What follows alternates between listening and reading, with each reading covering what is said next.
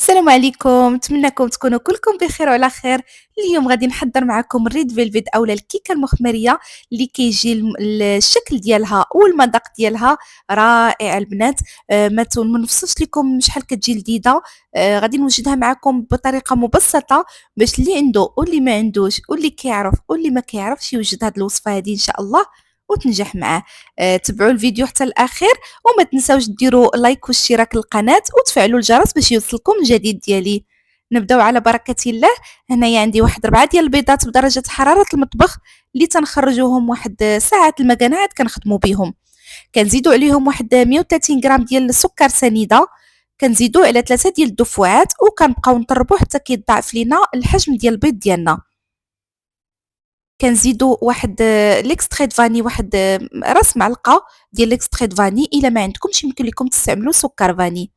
كنبقاو بهذه الطريقه هذه حتى كيضاعف لنا الحجم ديال البيض ديالنا. وكنزيدو واحد 70 غرام ديال زيت نباتيه. هاد المرحله هذه كنكتفيو غير بالفوي وكنزيدو 30 غرام ديال اللبن. صافي كنبقاو بهذه الطريقه هذه وحنا كنخلطو غير بشويه.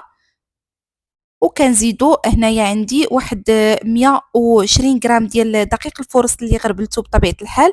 زدت عليه واحد 15 غرام ديال الكاكاو نوعيه جيده وواحد خماره من فئه 8 غرام. كنخلطوا الكل وكنزيدو حتى هو هاد الخليط هذا على 3 ديال الدفعات. كنزيدو المره الاولى وكنغربلو وكنخلطو حتى كيتجانس لنا العجين ديالنا. وكنزيدو الدفعه الثانيه وكذلك كنبقاو هكايا حتى كنكملوا 3 ديال الدفعات. ما كنزيدوش البنات هاد الدقيق هذا على دفعه واحده، سينو غادي يهبط لكم البيض ديالكم وما غاديش تنجح معكم لا جينواز ديالكم. صافي كنبقاو نخلطوا بهذه الطريقه هذه حتى كنكملوا الدفعه الثالثه. وكنكونوا خدينا واحد معلقه ديال الخل اللي درنا فيها واحد معلقه ديال الكولورون اللي كيتباع عند الاسواق التجاريه، راه 10 دراهم كتاخذوا واحد لو بول اللي تيكون كبير كيدي لكم واحد المده كبيره. هانتوما شفتوا اللون ديالو كيفاش كيجي. ضروري كنزيدوه مع داك الخل باش كيتفاعل لينا وكيعطينا داك اللون اللي بغينا في لو كيك ديالنا. في هذه المرحله هذه كنبقاو غير بشويه بشويه كنخلطوا الخليط ديالنا باش ما كتهبطش لينا لا جينواز ديالنا. اللي عنده الفرن غازي كيشعلو كيدخل لا جينواز ديالو كطيب ديك الساعه وكيبقى مقابلها. كنأكدوا كنعاود عليها البنات كتقابلوا الفران ديالكم باش ما تخسرش لكم اولا طيب لكم دغيا لا جينواز وتحرق لكم. الا كان عندكم فرن كهربائي كتشعلوه درجه حراره 180 درجه 10 ديال الدقائق وكتطفيو عليها. كنأكد على الفرن البنات الا كان عندكم فرن غازي جلسوا حداه ما تنوضوش من حداه سينو غادي تحرق لكم وما غاديش تنجح معكم الوصفه ديالكم. كنبقاو نقادو في الجوانب ديال هذاك لو كيك بهذه الطريقه هذه. ما كانش عندكم هذا المول يمكن لكم تستعملوا المول القطر ديالو 15 سنتيمتر. ومني كيخرج هذاك الداير مني كتخرجوها كتقطعوها على 3 ديال راه كيعطيكم 3 ديال لي طرونش. الكيك ديالنا بعد ما كنخرجوه شفتوا القوام ديالو كيفاش كيجي كتلعبوا به كيف ما بغيتو. كنحطوه على جنب وكنقطعوه دوائر بهذا الشكل هذا. كيف ما قلت لكم راه يمكن لكم تستعملوا حتى المول الدائري الا ما كانش عندكم المول الطويل وكنتو خايفين ان لا جينواز ديالكم ما تنجحش لكم في المول الطويل زعما بهذا الشكل هذا. حيت الفرن الغازي صعيب انه تنجح معكم من المره الاولى. صافي هنايا كنوجد معكم الكريمه كتاخذوا جبن اللي تيتباع في الاسواق التجاريه. انا استعملت هنايا 200 غرام.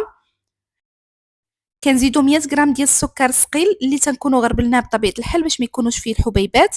شويه ديال ليكستري دو فاني وتنخلطو مزيان حتى كيتجانس لنا الخليط ديالنا. كنزيدو 200 مليلتر ديال القشطه الطريه اللي تتكون بارده من الثلاجه.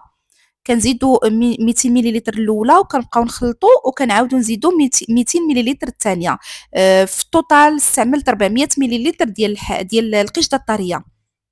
كنبقاو بهذه الطريقه هذه حتى كيضاعف لنا الحجم ديال الخليط ديالنا وكتكون عندنا واحد الكريمه اللي كنقدروا نخدموا بها بطريقه عاديه وما كتكون واقفه. أنا اعتمدت أنني نستعمل معاكم غير هاد الكريمة هادي اللي سهلة التحضير.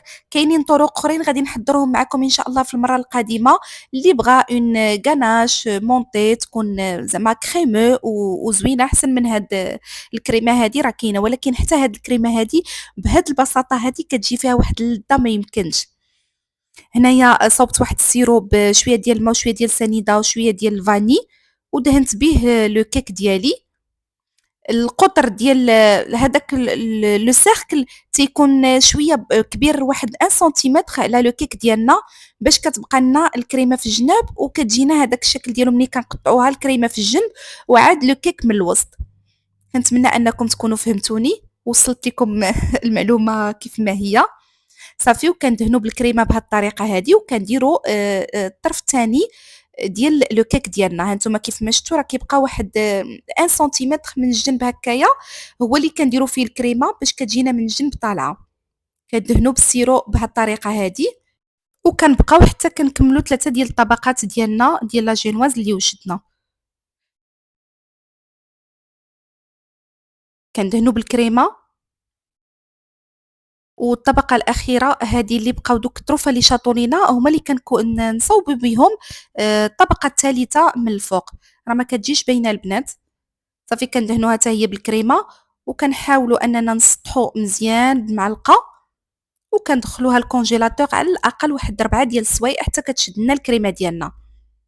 هذا لو كيك اللي شاط ليا حكيته بالحكاكه الرقيقه البنات، هو اللي غادي نزينو به. اعتمدت انني ندير واحد التزيين اللي كيكون بسيط وسهل، اللي يقدر اي واحد يوجدو في المنزل ديالو ويفرح بوليداتو.